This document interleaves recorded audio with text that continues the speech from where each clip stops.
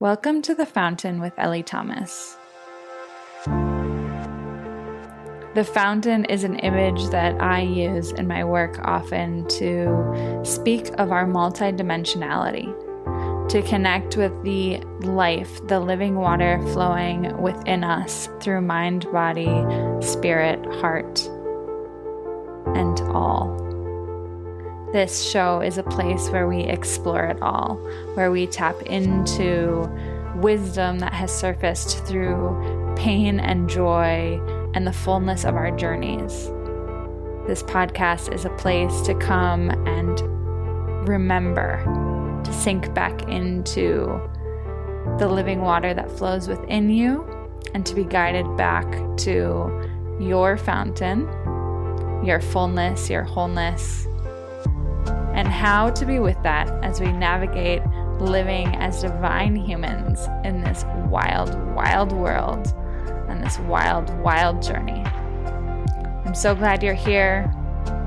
Let's dive in together and be refreshed and consoled by the water that wants to flow through.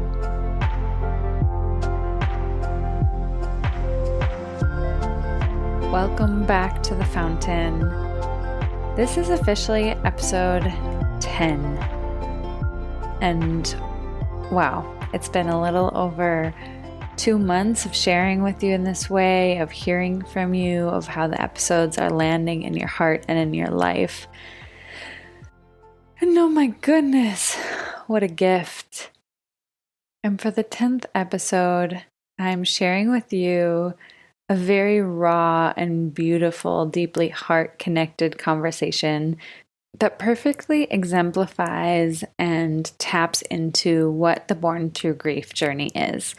In last week's episode, I began to open the exploration of this idea and this language that I use around what it's like to really open ourselves to this journey and to believe that something new will be born from us and through us as we walk through loss and release and the void and all of the 5 stages of transformation.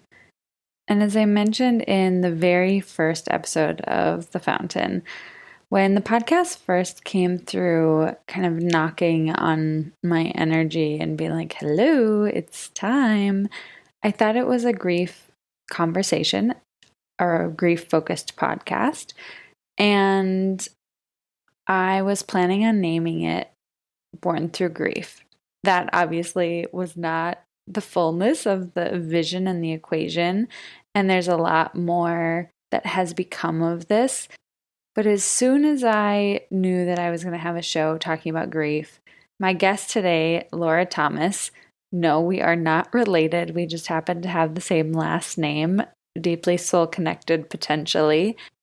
And I knew that I wanted to have Laura on as a guest as soon as I could. And so I reached out to her before I even had anything else ready to record. I didn't have an intro. I didn't have a first episode, nothing. I just knew there's something with me and Laura that wants to be transmitted. There's some deep connection here. As I mentioned at the very end of the episode, when I read Laura's work, it just feels like a version of me is saying it, and I feel so kindred in spirit with her. And I also have learned so much from her, and she exemplifies so beautifully someone that has said yes to grief in the long arc of her loss and is continuously willing to come back to it. And we speak to that more in the episode. But as you know, if you've listened to the first episode of this show, I quickly felt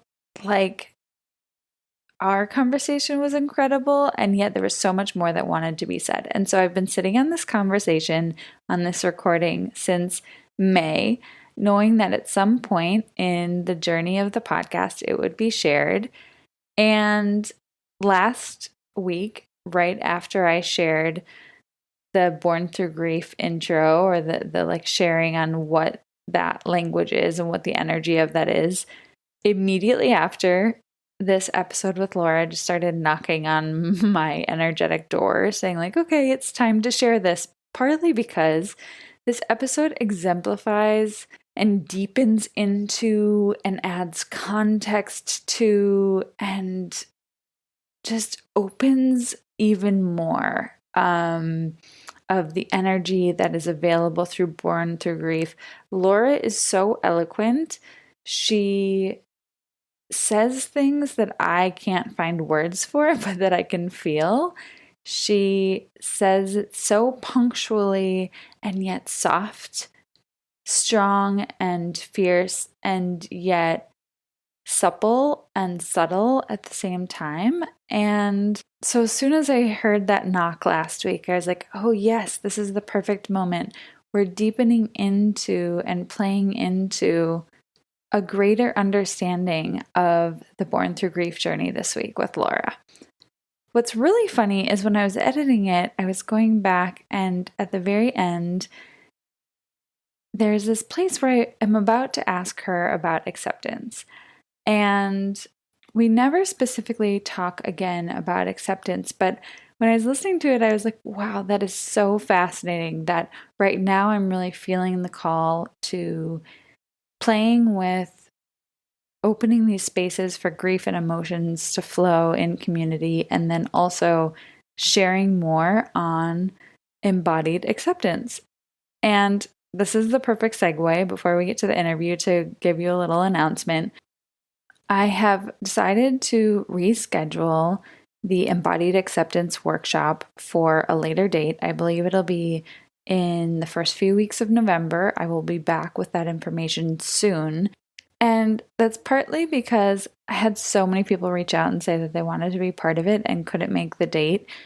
And I was still going to do it, but I also have international family visiting. And the truth is, throughout the last 10 days, my brain has just kind of gone to mush in all of the Spanish-English translation. And I want to be fully present for my guests, and I want to be fully present for you when we do the workshop.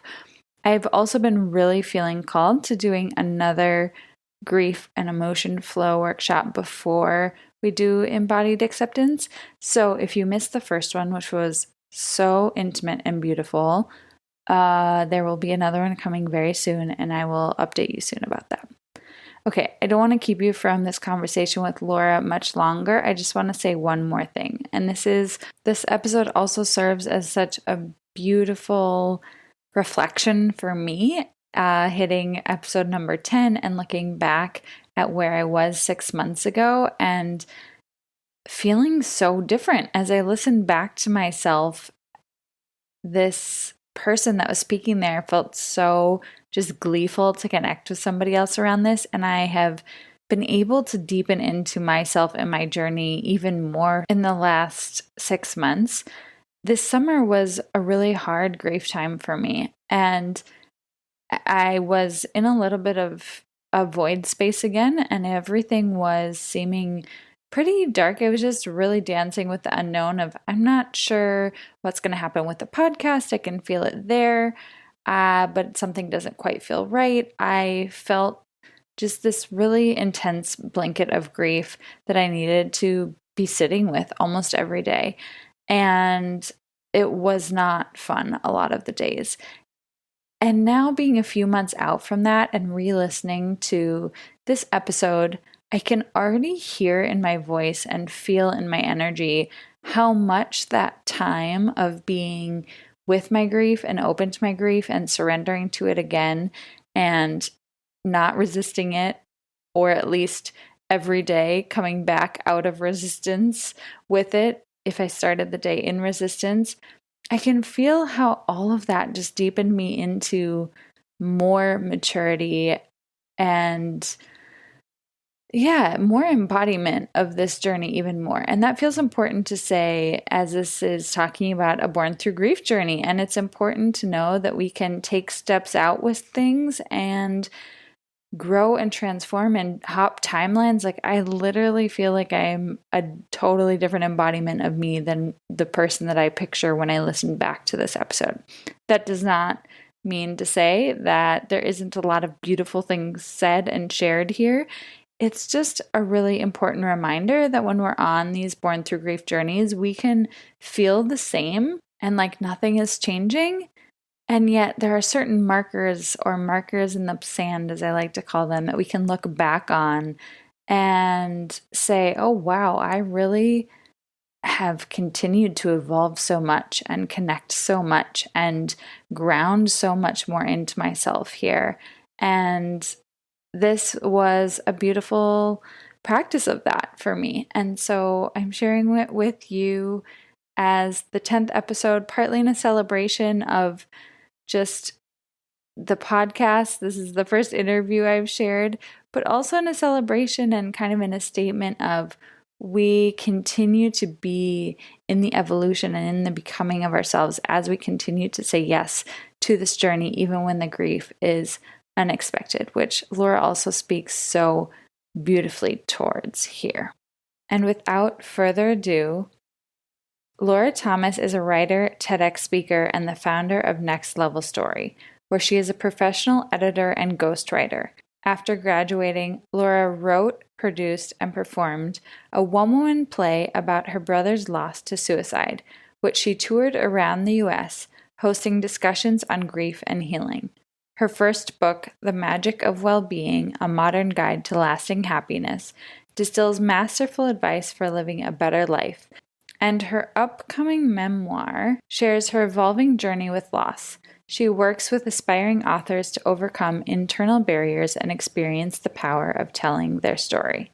And lastly, as you just heard in her bio, she did lose her brother to suicide. So I just wanted to add a little content warning. If mental health issues or suicide are not in your capacity to hear about today, you can fast forward to the middle of the interview and still glean a lot of great nuggets from it, or you can just skip this episode altogether. Laura speaks to it as it is part of her experience, but she does not go into deep detail by any means. I hope you enjoy this beautiful episode with Laura, and I will be back with you to continue through our third month of the fountain next week. I'm really glad to have you here, and I wanted to ask you what your recollection of meeting is. Like, how do you remember us? I have my side, but I want to hear what yours is. I think I'm going to have to hear your side because honestly, I don't remember meeting. All I know is knowing you. It's like, wow. Yeah. Okay, well, we definitely met through Hannah. So it might have been freshman or sophomore year where you were either together or you ran into each other and I ran into you. And this happened with multiple people that I love. They kind of just like, oh, this is this other great person that I know. And then for years, we would be crossing, this is my recollection, crossing paths on campus and being like, oh, hey, Laura, but never really knowing you. And like having maybe a few moments of being able to develop a, hey, yeah, you're in this class, or what are you doing, or are you going to this, or something like that, but nothing very profound. And I don't remember how or when we exactly like reconnected on Instagram, but I remember when that happened, which is probably many years ago now, like it was like, wow, I kind of wish I would have known Laura before way more because you seem so great. And just kind of like, of course, Hannah introduced me to somebody fantastic. And then later learning that you lost your brother our last year of school was like mind blown. Wow, I really wish I would have known you. And before you lose somebody like in that way, you don't really have any understanding of what that could be like. And I don't have the understanding of having lost a sibling, just like you don't of a parent. But at the same time, there is a process that happens internally that nobody really it doesn't click. You can feel so many things and want to be with a person, but in my experience, it just doesn't click. And so there's so many people since losing my mom that I've learned of losses that they had in their life. I was like, wow, I just wish that I would have been able to connect with them or understand that then. And at the same time, now being on the other side of the street, I'm like, oh, I don't want you to have to go through that until you have to go through that. Right. And so there's this really interesting dynamic that happens there. But does any of that ring a bell for you? Totally. Just in terms of sort of knowing each other, I think that I have that same experience of being introduced to people through other people that I love and immediately feeling this connection. And my sentiments are so similar in terms of I wish that we had known each other more. And at the same time, I just remember every time I saw you, I lit up as if I did know you, as if it's like your essence has always just been so clear to me and so magnetic. And there was this sense of, you, even though we didn't know a lot of intimate details about each other or spend time together in that way, you still made up my community. You still made up my experience of people who were um, compassionate and generous and giving and just so distinct in their spirit. So it is funny that on the one hand, we don't have this deep relationship from a lot of experiences together. But then on the other hand, I do feel like I know you on this deeper level. So however, that unfolds in the spirit realm, I'm also really grateful to reconnect.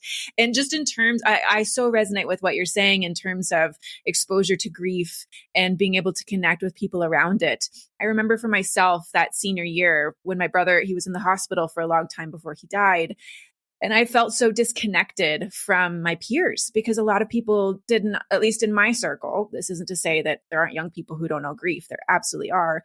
But in my circle, a lot of people didn't know what I was experiencing. And the hard thing is that when you're in the thick of it, you don't even know what you're experiencing. It's very disorienting. It's very destabilizing.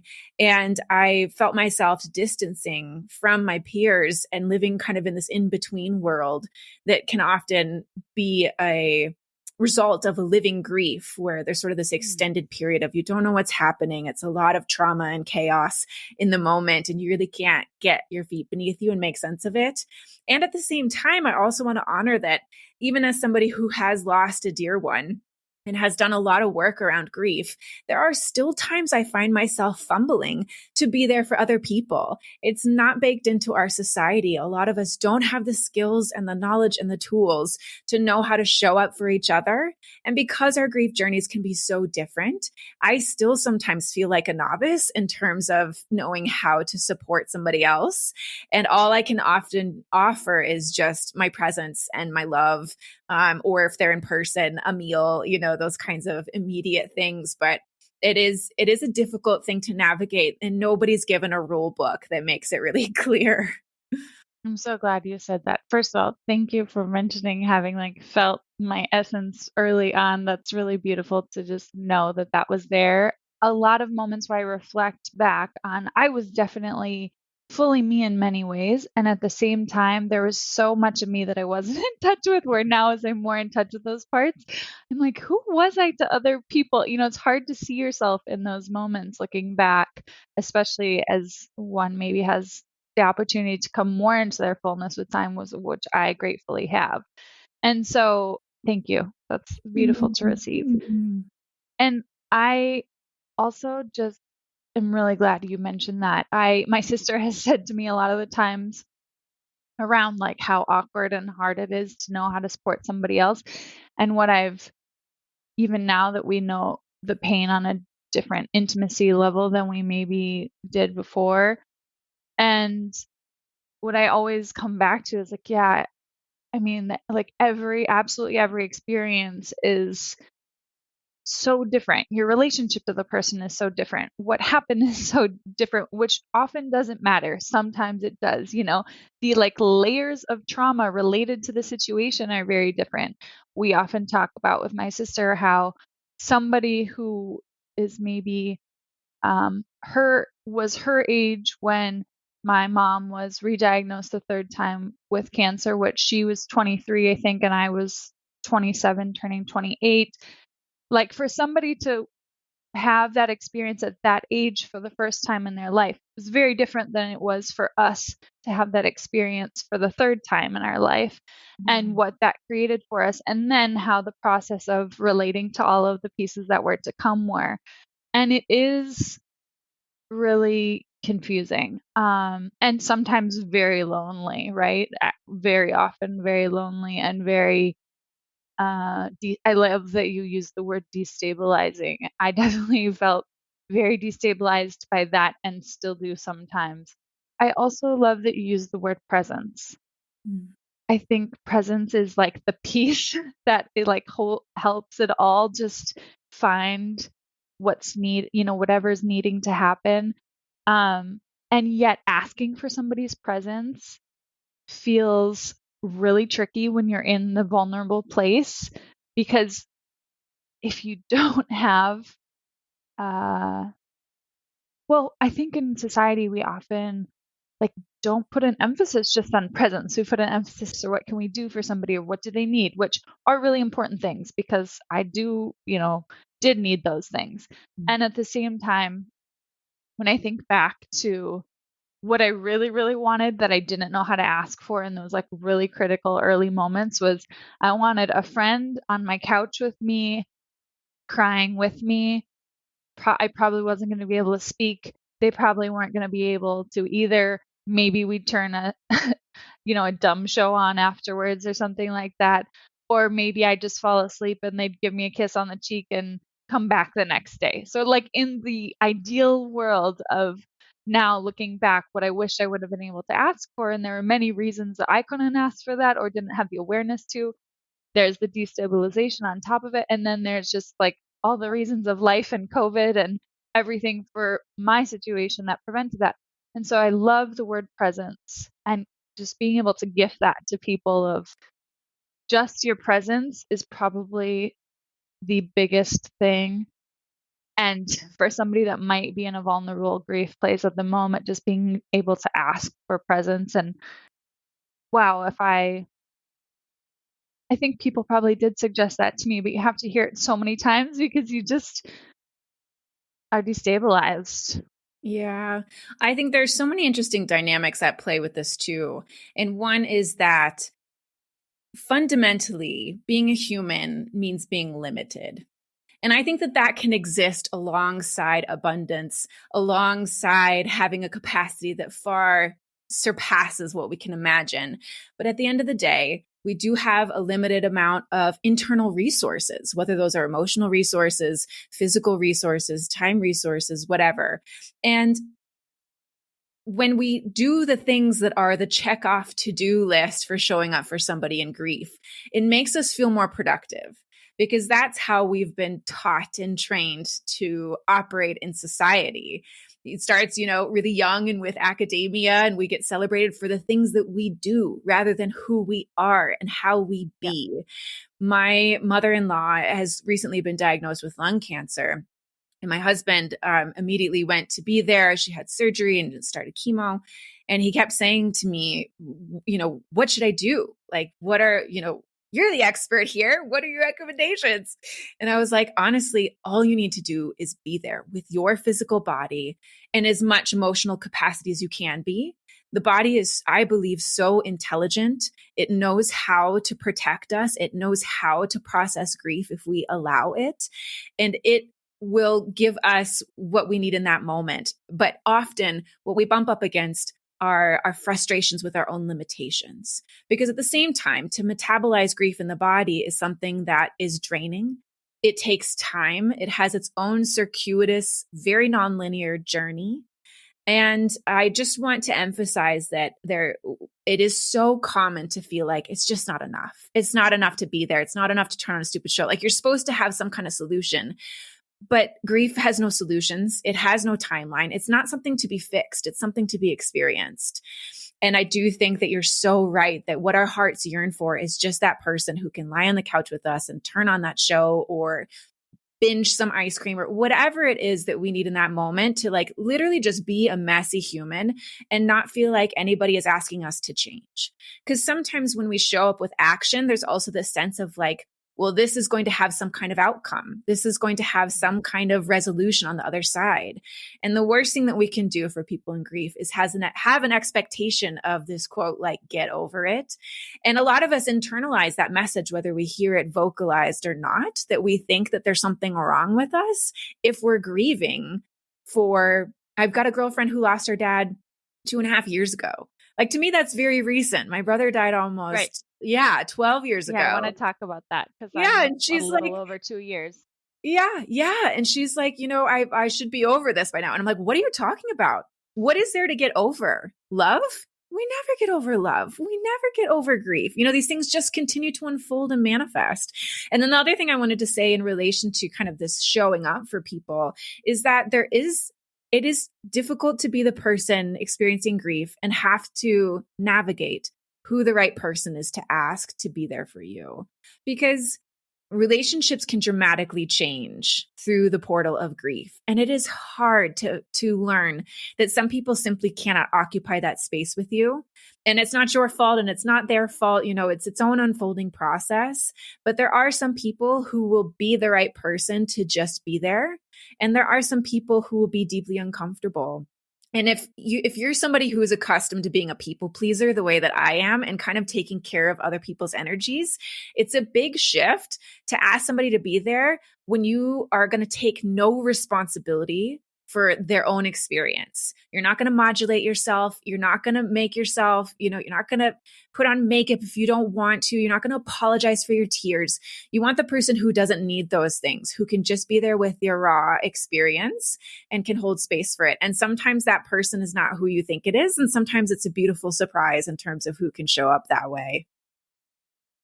Yes, to all of that. I can really relate to the people pleasing parts of that. And then that really beautifully, everything you said connects me to this big theme of this podcast and why I want to have these conversations, which is this theme of born through grief. Things that weren't of us, weren't that we didn't know of, but were probably in us before, changes in our relationships, changes in our lives, changes in what matters to us, changes in how we see the world, how we want to move through the world, changes in how we express ourselves privately and publicly. Every change possible that can be born through this experience of walking through what I call a sacred grief process. You mentioned quite a few right there. You mentioned relationships. Heck yeah, like all the relationships in my life, especially the ones that are my physical world, have gone through some iteration and I like of change, if not many levels of it. And I assume especially my marriage, especially my relationships with my dad and my sister, which are my three closest people. I changed in ways that scared me and surprised me. One of the things that most felt like amazing and also scared the shit out of me was having this I don't give a fuck energy. Like you were just saying, like you're not going to do something that you don't want to do. And that kind of energy really was amazing and scared me at the same time. It was really liberating and also like, whoa, I'm stepping into the part of me that I used to people please, or sometimes in certain moments with certain people, I'm still finding myself feeling like I need to tend to them. I definitely can be kind of an over nurturer if I'm not really clear and being in an authentic place with myself. And I have been known by many stratospheres of my life as that Ellie. And so when I would interact with people, like it was very easy to default into that. But then people that were in the rawness of the everyday life with me in those moments, I had this liberated, you know, I I'm not going to do what first of all, I don't have any energy. So if I don't have energy for it, like heck no, it's not happening. But also have been confronted, and as I say this, I'm like have my hands directly in front of my face with the end of life. And through that, like what I can see right now in the really, really intense rawness of the first many months and even into the first year and a half is like, I can't forget this right now. And I do think that with time that softens, but that really created a perspective shift for me in many ways. So I'm sure you have many things that have been born through you and shifted through you in the time period. But first of all, when I just say the term born through grief, and if you sit with it for a second, like, or maybe it's already activating, like what is happening in you? Oh my gosh. As soon as you said that, I was like, what a genius phrase to describe what happens. And I obviously I can't speak to other people's experiences. So I'm also talking about a very formative time in my life when grief entered. I was 21, as you said, I was a senior in college, sort of that sensation of the world's at your feet, you're poised to launch. And then my brother lands in the hospital after a psychotic break and a suicide attempt and in a coma. And it was this just earth shattering, gravity being ripped to the side, completely unstabilized experience. And when I've been born through grief in so many ways, one layer is my relationship to myself. So when Scott's my brother's name, when Scott was in the hospital and everything started to change, and I'll also say that a lot of this has unfolded in the years after.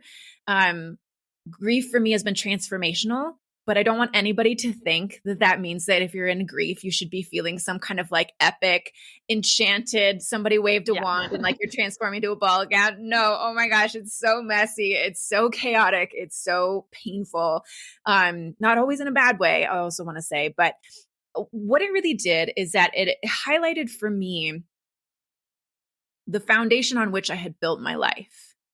And that had been as somebody who fundamentally believed that she was unlovable, she was unworthy of love, and I was my worst enemy. I had a lot of self-hatred that I hadn't really, talk about you and I crossing on the street and probably giving off a certain kind of vibe. And I so resonate with what you said, that you've come more into your own. And also recognizing that some of this light has always been there for you. I think my light has always been there for me, but I was the last person to access it. I was barred from my own happiness and self-love. And I did not know that some of these qualities were skills that could be learned. I thought that they were destinies that were pre-written. And I have a tendency towards depression. It runs in my family.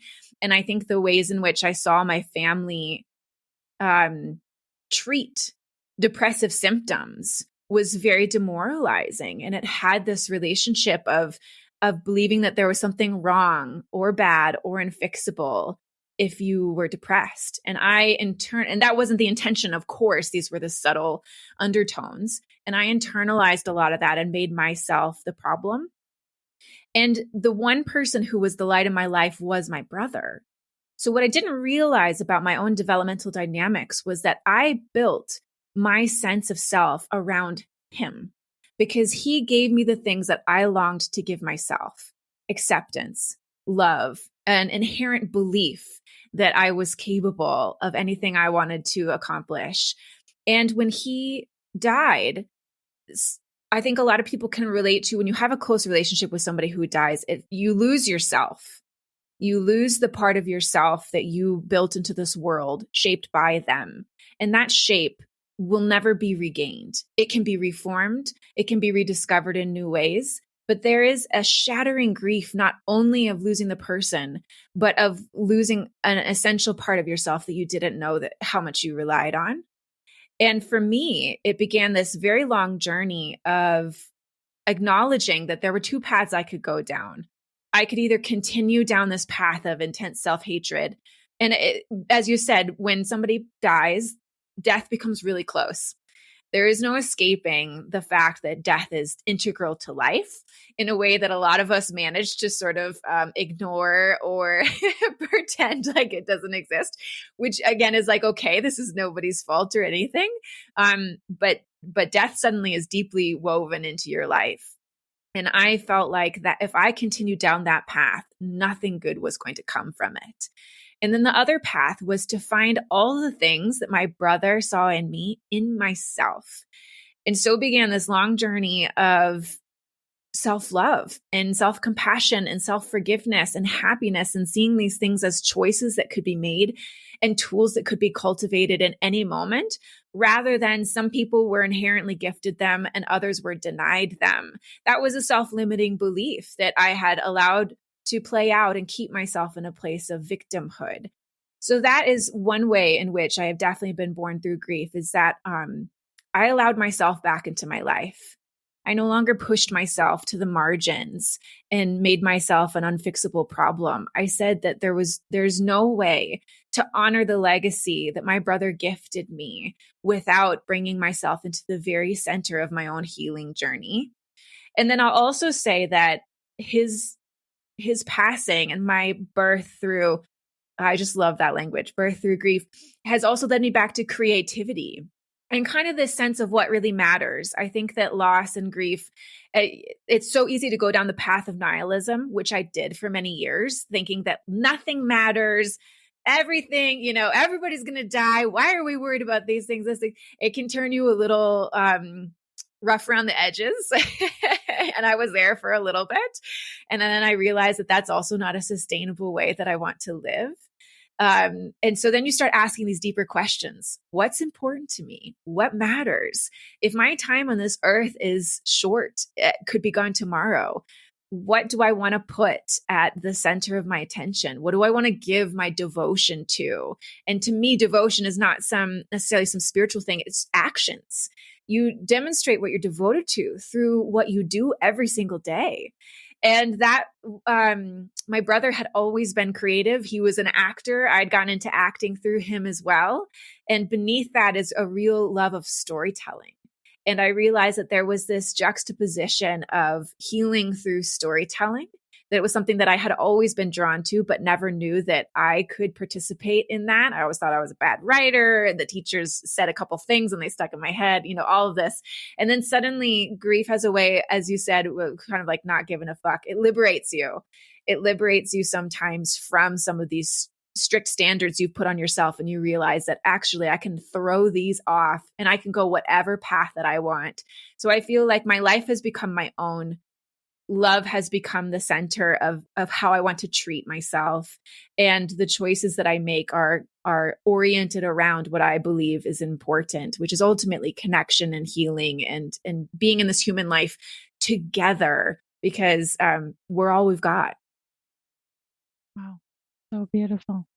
Don't want to say anything because I just want to let all of that simmer for a second.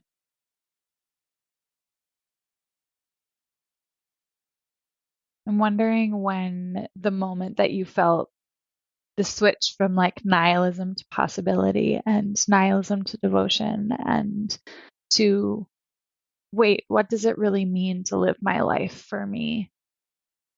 In the time frame of you and your born through grief path, which continues because it will continue forever, just as grief does and just as love does. When did that happen and what happened around that? Like many people, I had to be hit over the head by the proverbial universal 2x4s before I started to listen. I had to be brought to my knees time and time again. After Scott died, I moved to New Zealand, and it really was this sort of choice to escape. I just couldn't stand to be on American soil anymore, knowing that he wasn't here, and I couldn't make sense of my life. So I went to the other side of the world. And the first time I had been to New Zealand was to visit my brother. He had lived there for a year after college. So there was a connection there. And I thought that logically, I could get over death. I could acknowledge that, well, Scott's gone. What more is there to do? I'm not in denial. I'm not angry. I was sort of tried to bypass all of the stages of grief, and just get to this place of yeah, he's gone. That's that. And I didn't know that grief had a different path ahead for me, that it wasn't quite so simple. And it wasn't until I had been living in New Zealand for maybe it was a year at that point.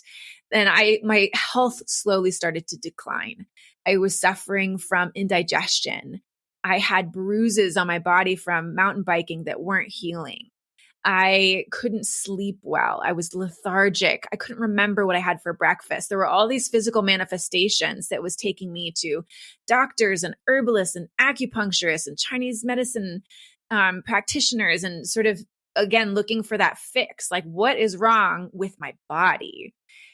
And I didn't realize that these were a connection to my heart and the undigested and sort of the grief that I was actively pushing away.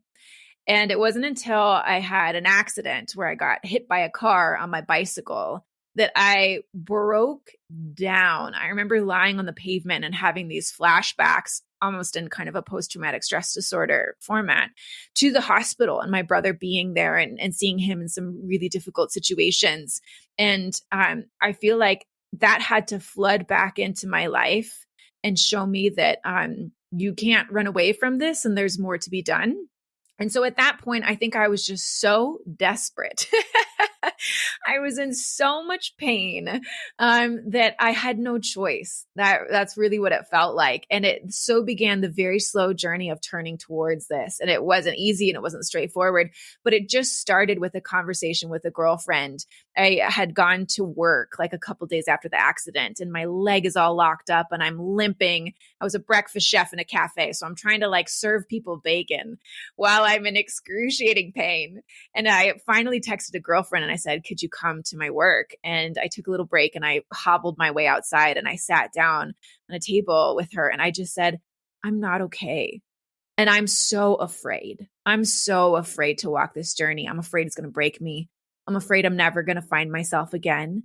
I'm afraid it's going to overwhelm me and I'm never going to come back from that brink of sadness and despair. And she just said, I'm with you. Like, I'm here. You're not alone. And just being acknowledged in that way made me realize that that's what I needed, to know that we don't walk this path alone, because we can't, because it is too much for one person, but it is not enough for, it's not too much, excuse me, for a community that's going to wrap themselves around you. And that's when I said, okay, what do I need to do? And started taking that next step. Oh, Laura. This show's obviously going to have a lot of awkward pauses for inserted tears. But thank you for sharing that. Earlier you mentioned the term metabolizing grief. And as you were sharing the story, is like the moment that you allowed yourself to begin to metabolize it. And, the digestion, as somebody that practiced as a holistic nutritionist for many years, and people would hate when I would say, like, is there something in your life that you're not digesting? And they're like, like total not want to look at that. That's not what they thought they were coming for. I just like really honor that moment of surrender. And I feel very connected to, and I'm sure many people do, to the fear of losing myself in the process and to really breaking down to nothing. And yet, you mentioned earlier, if you are, not everybody does, but if you are willing to surrender to grief, it requires being willing to break down to nothing, even though it is so scary. And yeah, a lot of that was very present for me. And also, I like the phrase, the choiceless choice. At a certain moment, there was no longer a choice. To deny it probably would have driven me to things, who knows who and where I would be, right? And so I recently saw a mentor, a teacher of mine who I deeply, deeply admire, say something in an email about not losing ourselves to grief, like honoring loss, but not losing ourselves to loss or in loss. And I was like, oh, I got some shit to say about that. And like, I probably have a whole show just to record on that. But I really just honor that moment of what I call like the breaking open of our hearts and of oftentimes our bodies are involved, and the moment where you're confronted with the choiceless choice, the moment where the surrender is inevitable, even if it really doesn't feel good. It's not like this, oh, beautiful, I surrender now. No, it's like, as you mentioned earlier, this down on your knees, groveling for just anything to know how to walk forward. And while that moment is so humbling and so scary, I call it the broken open or kind of the breakthrough moment, because it's the moment that takes us from, in my perspective, or from what I've seen, from having grief present in our lives to really being in relationship with it, to really being willing to be transformed by it, to be willing to walk a sacred journey with it, even though the idea in that moment of it lasting forever is the scariest thing in the world. Oh my gosh. I so resonate with that. And even so, I just want to say everybody's grief journey is so different. So I don't want anybody hearing my story to think that one way is the way to do it. And my way is perhaps a little bit more dramatic than for some people. But I do want to say too that for me, breaking open, it does sound terrifying because part of you won't survive. I was chatting with this girlfriend who lost her dad the other day, and not everybody needs to hear that. Not everybody will resonate with that. But she said, I feel like if I go there and I process my grief, like I'm not going to come back. And I said, that's because part of you won't. There is part of you that I'm going to say needs to die for her, and for me, and is lost. But through that, something else is reborn. And you are not, it is scary to be without that piece of yourself that may have had a big central part of your life. And at the same time, there's also something that can taste like relief. And a lot of this does sound painful and a lot of this does sound scary, but I also want to bring in the possibility that it can also be a big sigh of relief to just stop running and to just stop the facades that for me, I maintained and took so much energy. And I didn't realize how much energy they took until, exactly as you said, Ellie, I had no more to give. And it's like, all right, this is the person I am when I'm not pretending. And this is the person I am when I am broken open.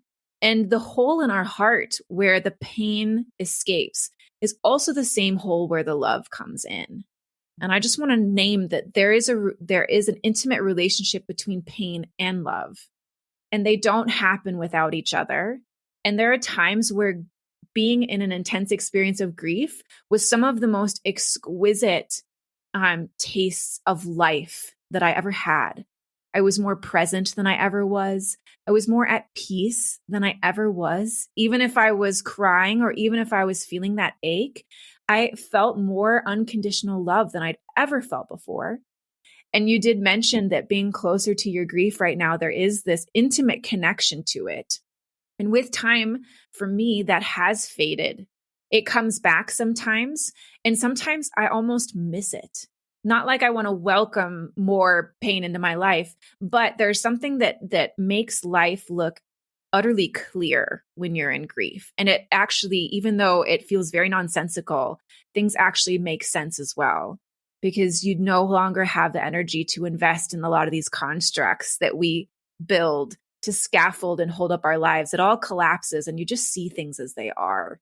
So even though it's scary and hard, it's not always bad, if that makes sense. There's something very alive in grief too. Yeah, I love that you said that. I haven't shared this with you. I likely will have shared it on the show already, but a couple months ago, I'm like having this divine download moment where I'm seeing these stages that when we are willing and open to walk through, like when that breaking open happens. And I love that you mentioned that it doesn't happen for everybody. This isn't the stage in which that needs to happen for everybody. If that is not your life path, that is not your life path. There is zero, this is better, that is better about that. And it also doesn't happen at the same time for everybody. And if it is going to happen in this place, and it could happen years and years and years beyond the loss, right? But when that moment happens, whether it be related to loss or another moment in your life, I was just able to like intuitively deduce these kind of spheres, I've ended up calling them. At first, I thought of them as stages or of kind of phases, but then I realized that we can cycle back through them a lot. So the first one, like there's that moment of breaking open, and then there's this incredible release that happened. This release of everything that one was holding in up until when the breaking open happens, that you can no longer hold it. And it is an ongoing release that, in my experience so far in my path, doesn't really stop. It just changes the format or the form. Oftentimes that's happening through the body in some way. Like other times it's just like uncontrollable crying. Other times it's, other emotions. And sometimes it's, also these beautiful moments of creativity and writing and feeling so palpably what you're feeling. And then as the release kind of continues in its ebbs and flows, however, we enter this void space. And there's this void space of like moments of nothingness, of who am I? Like everything in the release has been that I thought I was and that I thought my life was has been stripped away. And here I am. And that space for people can last a really long time, or it can be like just a tiny bit and then come back in another moment as a tiny bit. Everybody's experience with that is different too. And then there comes a moment of emergence. And the emergence is like the pre-spring spring. So you're like in the emergence, you're fully in the void and you're fully still like, what is going on? But you can start to feel this energy brewing beneath the surface that you can't see outside of you and you don't really even know what it is yet. And as I was listening to you, I was just hearing like, and I often say, you can loop, and I'll tell you the other ones just so that you know, but like what I was wanting to get to was you can often loop between those three for a long time in my experience. And to think of these things as spheres, it's not like when we move into one, the other goes away. It might just change frequency or change impactfulness, change what it looks like, shape and form, or even energy in our life in that moment. Like voids shrink down to feeling like non-existent and we're in a moment of hallelujah, and then all of a sudden the void is back, which I think is always very humbling to me, even though I teach this and guide people through this. But and so then in the emergence with time, there is this landing in like, if we could think of it in terms of nature, like this early summer of like, oh, here I am. Like here I am. Here are the parts of me that survived the release and the void. Here are the parts of me that I didn't know before that are here now. Here are the parts of me that I had dreamed of but didn't know could be possible, or like enough of it to feel like this is possible for me. And then there is a maturity with time that sets in of playing into that and really beginning to trust that, because at the beginning, in my experience, it feels extremely, it's a different type of disorienting, but it's also disorienting. It feels extremely new. I explained it to some people as feeling like a toddler again. Like I'm taking a step. Okay, I definitely have strength and footing enough to do this, and then like feeling it would just fall to the ground, not because I would not have strength, but because I was like, whoa, I just took this really big step for me. And then finding the energy and the gumption again to try again and the desire to try again. And then with time coming into what I call the final phase, and who knows, maybe there will be more with time, is like, I am alive. And you mentioned the I am alive moment earlier on when you said like you began to see your life from a different place and you began to choose things and you began to sink into devotion from a place to yourself and with yourself and to other things and other people from a place of love for the first time. And so that part has already been highlighted. I don't even remember why I started telling you all these exactly, but it just felt, especially those first three phases, felt so alive in what you were just speaking of. I think what you were saying of it's not all painful all of the time and it's not all horrible all of the time. And it's like, yeah, there's that emergence that's like, ooh, there's something new here and I'm really curious about it and I think it feels really good. And also, what is this? And kind of this sense of confusion, but also exploration that's available. I don't know. And now that I've shared all of that, is there anything coming up for you? Absolutely. I love the language that you've given to this, because I think something that is so frustrating about grief is there's just not good language. And that's not a failing of humanity. That's just like, no, this is hard to describe. And you've given such a beautiful way to describe these spheres that grow and shrink at different times. And even in that kind of like emergence, they're still present. What I find still catches me off guard all the time are the ways in which grief continues to sneak into my life, and I don't identify it for a while. Just April 23rd was my brother's birthday. And usually when holidays come up around Scott, I tend to feel maybe some grief leading up to it. And then I'm very celebratory on the day. I didn't know it was April 23rd until I sat, it was like a Sunday. I sat down to journal and I looked at the date and I was like, oh my gosh, it's his birthday. I totally forgot. And as the day progressed, I started feeling really agitated and really overwhelmed. And I was associating it with things related to work and related to aspects of things that my husband and I are kind of facing together right now. And it wasn't until hours later when I broke down crying that I just acknowledged, oh my gosh, this is grief. I'm just really sad.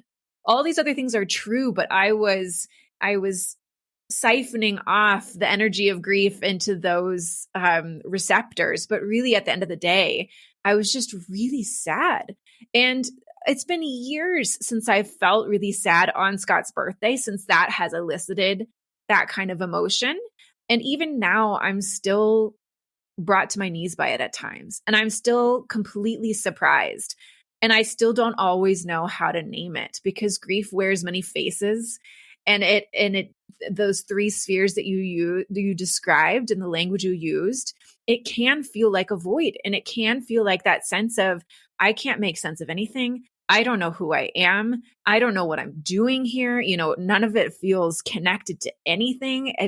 I remember often when Scott was in the hospital too, thinking like, if I was in that bed right now, like, would it even make a difference? That you just feel like your tether has been cut. And even now, there are times that I can still feel that. And it feels maybe a bit strange just in our society to say to someone around me who doesn't know me well that, oh yeah, I'm feeling grief right now. And then they'll be like, oh my God, who'd you lose when? And I'm like, oh, my brother 12 years ago, as if we really do have this sense that there is a timeline. But I think you're so right that all of those things exist at the same time. And what's hard is that we cannot often conceptualize of this journey for ourselves. We can make meaning, and sometimes that feels beautiful. I did a one-woman play. I've written a memoir. I've done all these things creatively to kind of give language and give expression to these experiences. And at the same time, sometimes I think that the biggest turning point for me has actually been surrendering to the not knowing. I will never make sense of what it meant to love someone and to lose them. And I will never have the answers around Scott's death that I wish that I had. And more than anything, time has softened my need to know the unknowable. And I've just become more comfortable with that space of living with the mystery. You also mentioned the word surrender earlier. I think that is central to these spheres and to these various experiences. It teaches us over and over again that when grief comes up, the only thing big enough to hold grief is grief. That is lying in the grass, listening to Bridgerton. Love those books, by the way. And it's all you can do. There's nothing else that can occupy your body in that moment but grief. And at the same time, there is grief is holding itself. Grief is holding its grief. And you're the one who's riding the waves. And for me, the times when I have been able to practice surrender in those experiences, even with Scott's birthday and my experience then when I identified it and I could just let myself just be sad, just miss him. It simplified things as opposed to layering on all these expectations or needing to know what had triggered this, why, and all that stuff. It was like, no, this is just where I am. This is just the peak of the wave. And I'm going to write it down and then I'm going to see what happens next. Yeah, it's so mysterious. It's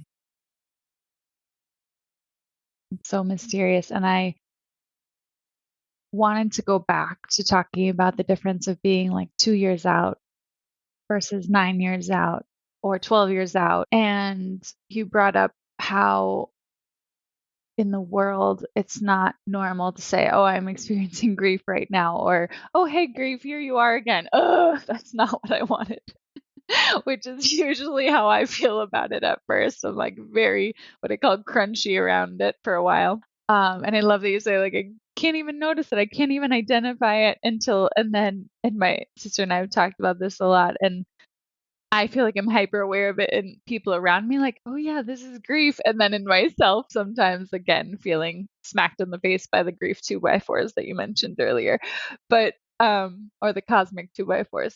However, going back to this idea that it's just not normal to be quote, or, and I say normal with quote, air quotes of talking or feeling this, far out or not having a recent experience of it. And my mind is going very cyclical right now. So I'm just going to take you on the ride. Have you seen the second Black Panther movie? Yes. They did such a beautiful job of highlighting so many different dynamics of grief, of pushing it away and not wanting it, of embracing it, what that looks like, of the cultural aspects, so many different pieces of transpersonal grief and personal grief. And I really walked away with this theme of like, wow, that movie for me highlighted how grief can really play into or aid destruction if we don't tend to it. And it can also aid evolution, healing, and incredible growth and becoming when we are willing to be with it. And one of the reasons why you mentioning it not being normalized to talk about it 12 years out feels so important to me is that I'd like to create a world where we can be having these conversations no matter where you are in your path with openness and with understanding and with the idea that there's space for it so that it is we can't control what it does and what happens, but so that there's space for it to be part of our becoming. And I guess I'd like to revisit this idea of like you seeing maybe it's easier to think about it with your friend who's 2.5 years out. Are there certain times or certain years where you noticed certain things or looking back, reflecting on what it was like in this moment? I'm saying me as in a couple years out versus, a decade out. And I also mentioned to you, I really think there's a gap in how we talk about grief. Not only within ourselves and what's recognized, but how we talk about the long, there's the book, The Long Arc of Grief. And also it's not normalized at all. So if you look at your arc up until now, what sticks out there? What reflections do you have about who you are now? What continues to be born through you now versus 8 years ago, 10 years ago, etc.? I wish I remembered my life that clearly, Ellie. I was going to be surprised if you did. I will say, I continue to be surprised by grief's evolution and the thresholds that I continue to walk through.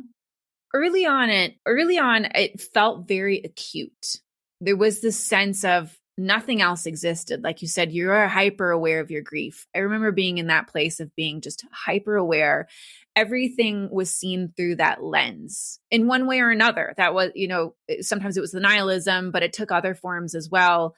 It took the form of creativity. That was when I think it was about 2 years after Scott died that I did the one woman play. And I kind of went from this place of really low energy to suddenly wanting to burst into the world and do a lot of what you care about too. Exactly. Right. Like I want to create all the things. I felt so alone and I wanted to create spaces where people could bring their grief to a group. What was so fascinating about the performances is that it was usually a bunch of strangers who decided on like a Friday evening that they were going to go to this one woman play by this woman they didn't know and sit in a room and talk about grief. And I was so honored by these brave souls. And after the performance, the real magic happened, which was the discussion. And if we were in a venue where we could shift our chairs, we would move into a circle. And if we were in a theater, we would just stay in that sort of stadium seating. And it was an opportunity for people to speak, to share into the circle without a need to fix, without a need to change them. And what was so illuminating for me about that was how grief manifested at so many stages, because there would be people in their 60s or 70s talking about losses from a long time ago. And there would be somebody who had just lost somebody. There was one person who came who had like lost their friend the week before. And they were like, I don't know how to do any of this. And it was no real responding to each other. It was just being witnessed and having everybody share, if they wanted to, it was optional, a piece of themselves into the circle. And that piece then started to form this bigger picture of what existed in all of us, no matter how it was expressing itself in us in this moment. So there was kind of that creative phase too, where I was also working on my memoir. And I didn't realize until later how much of that was for me. I think I felt like I named it my service, which it was. It was a way to have an offering in the world, but I didn't know that it was absolutely driven by my need for other people to be in that space with me. And then they didn't have to be in it with me all the time. People could come in and out, but I was in it all the time. And then I constantly had, contact with people in that. And it was really a way to build community for myself, selfishly, but also, generously, because other people could plug into that. And then because usually it was a group of strangers, they could go back to their lives without consequence. There was no relationship dynamic to figure out going forward. And then from there, I'd say that I had a period of feeling really lost again, feeling like, I'd spent so much energy spinning my wheels, and I didn't know what expectations I had from that process. And underneath all of it, I sort of thought that it would make some kind of difference, that it would make Scott feel more alive, that it would make me feel more okay, that it would have these things that ultimately represented some kind of solid ground. If I can just figure this out, if I can just talk about it enough, if I can just create enough, I'll finally land at this place where everything is settled. The dust has settled. And what I found is that snow globe just keeps getting shaken, and that snow and glitter keeps flying around. And I emerged from that period of feeling stuck to kind of this more steady way of integrating grief, I'd say, just into my daily life, where it wasn't necessarily something that, and again, everybody's journey is different. This is just, my own, but it wasn't necessarily something I had to be talking about all the time. And yet it was still central to my life. And where I am now has actually surprised me the most. And that is, I shared with you that I'm expecting my first child. I'm walking towards this threshold, this horizon of motherhood. And suddenly I realized I had built my entire life since Scott died around his absence. And I had made him a body through my work with grief.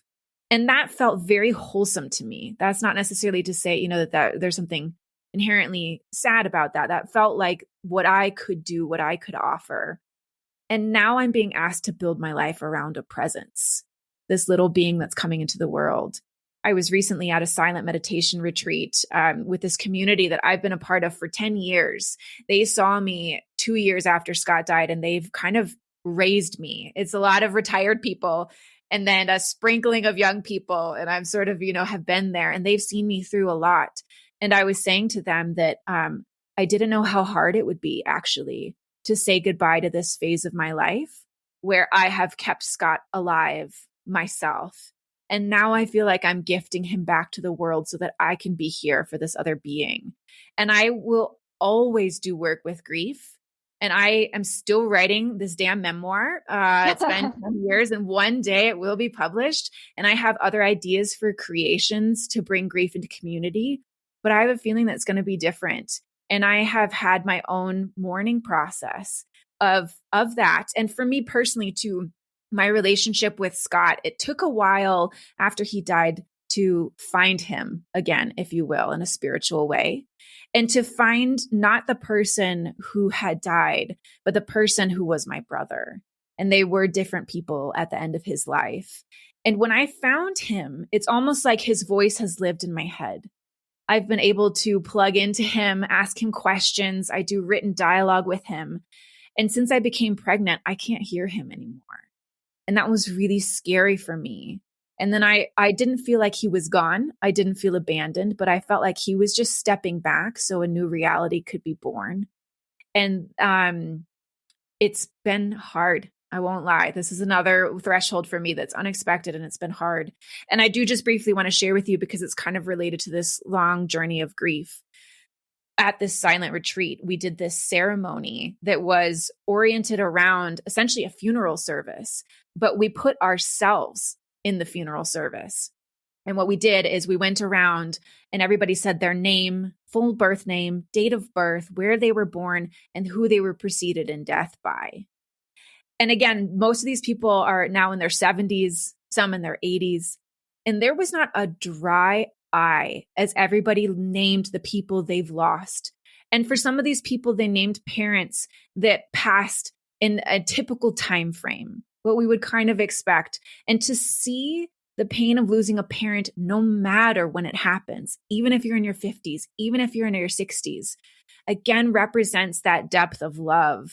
And for some people too, having lost people, years ago, siblings, children, whatever it was, it will always occupy that space in our heart. And there was something so beautiful for me to witness that and to know that this is what grief is, that even if it happens in a way that you expect or on a timeline that's a little more predictable in terms of age or disease or what have you, that doesn't change what it fundamentally is.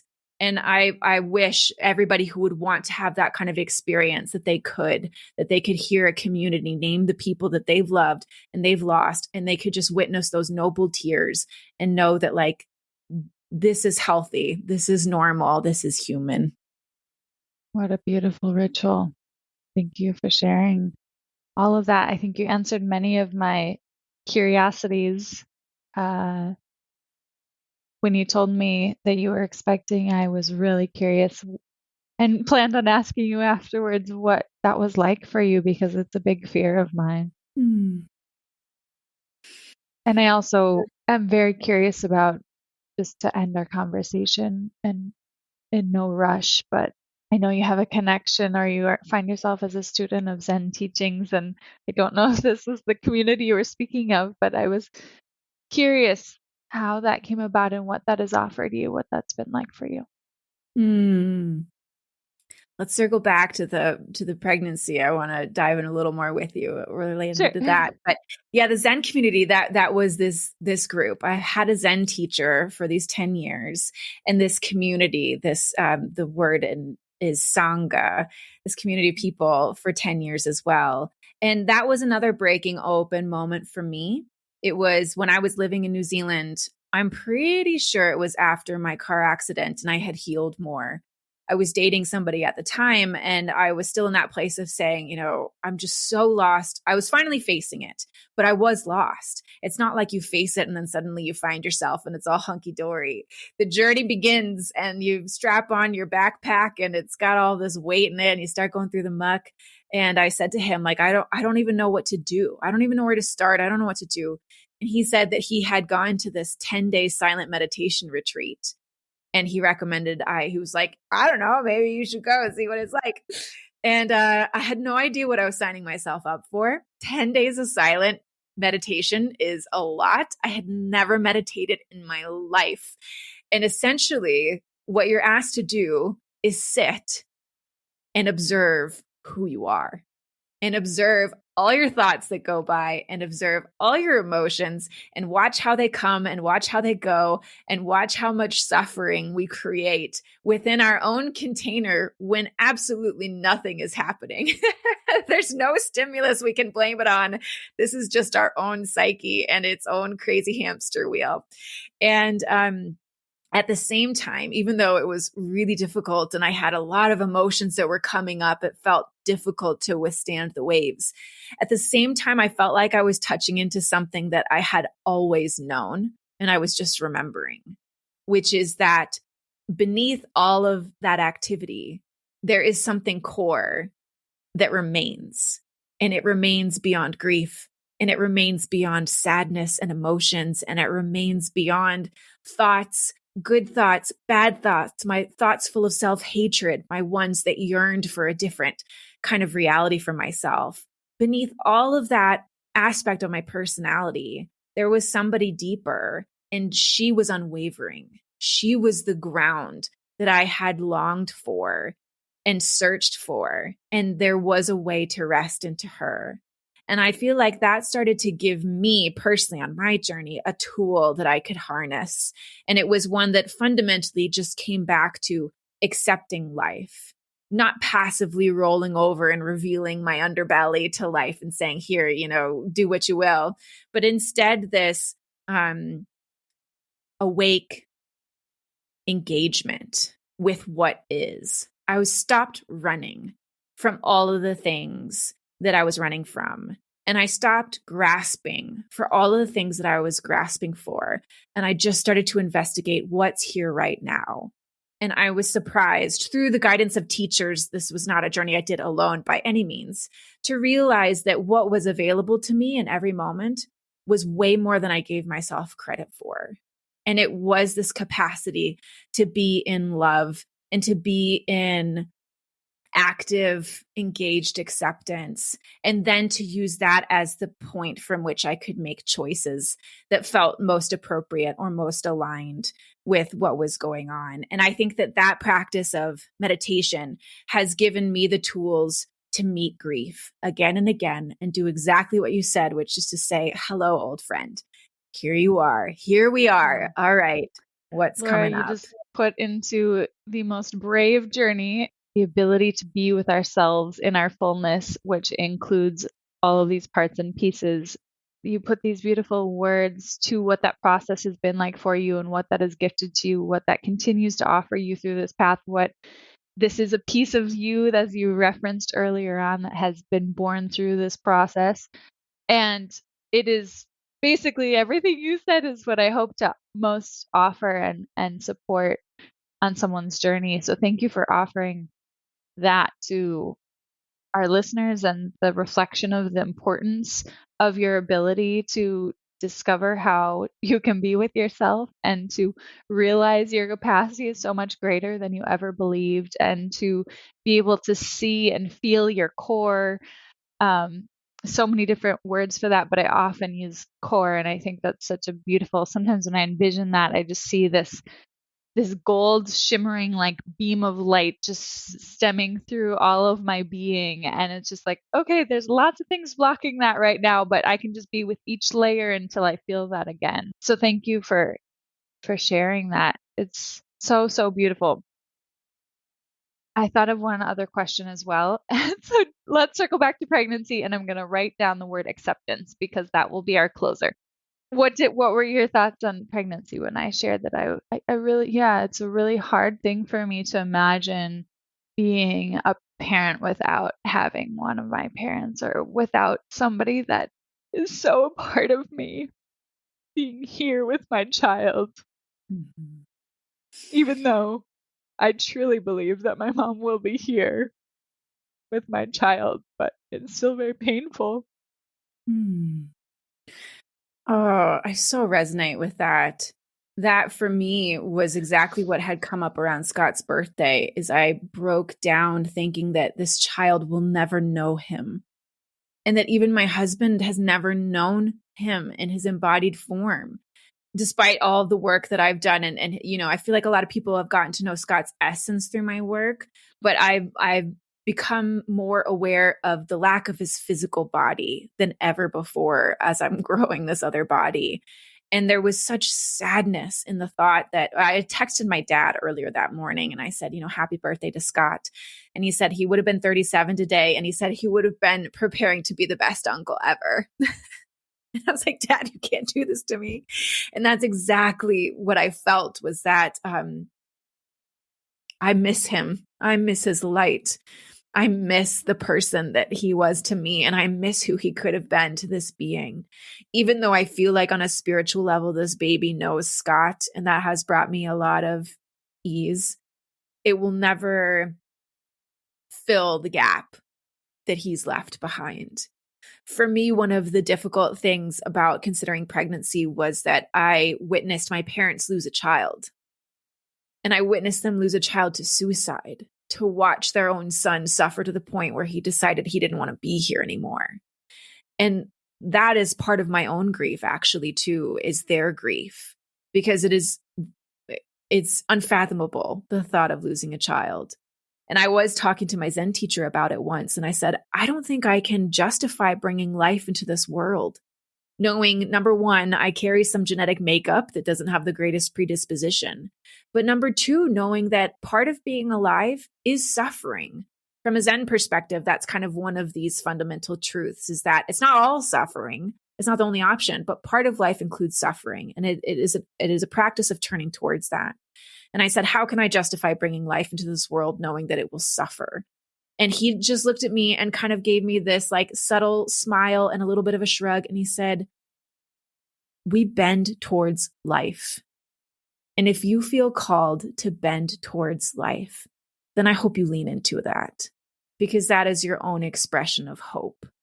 And there is suffering, but there is also always hope. And that freed me up from my own thoughts around what could be, my own fears around what could be, and just brought me back to this present moment of like, I want to bend towards life. That feels like, and there are many ways to bend towards life beyond having a child, but this was a journey that I wanted to embrace in my lifetime.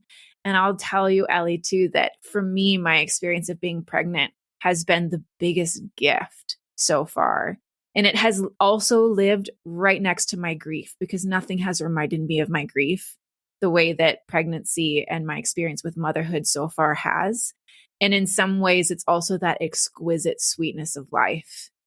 And I just feel really grateful that I'm being offered this experience. And I hope that I can continue leaning into it no matter what it brings. So beautiful. Thank you.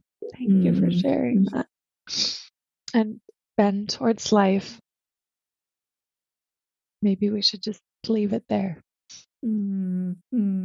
Just let that sink in and find connection with the hearts that need to hear that right now.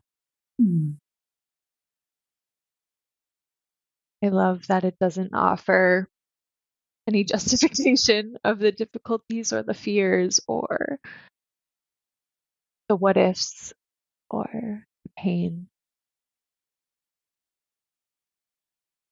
Absolutely. It's just a way to be with, to be intimate with. Yeah. Thank you. Laura, you are so great. I just want to like head over to your couch and have some tea and have such a great time continuing to talk for hours. I know that we could. And I feel,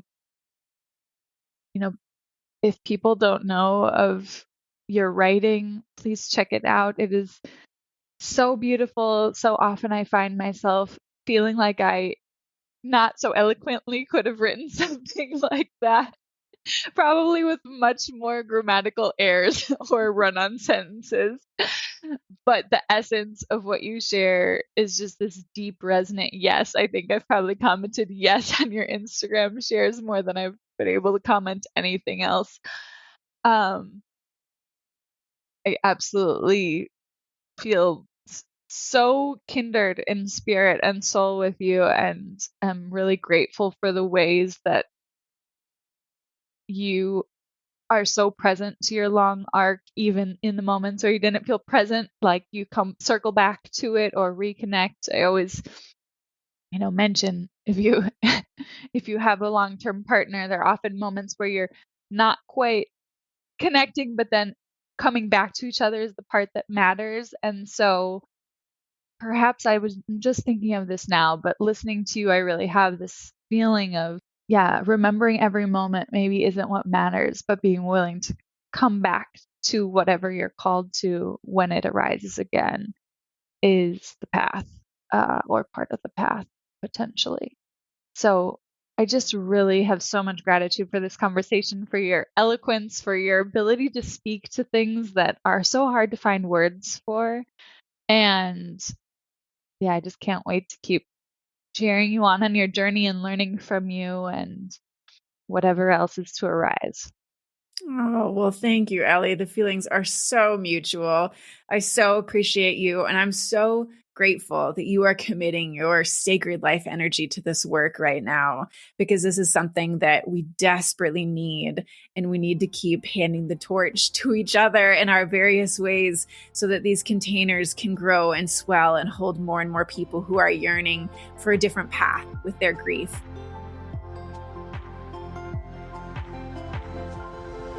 Thank you so much for listening to The Fountain. Please take a moment to rate and review the show and to send it along to a friend that comes to heart or mind.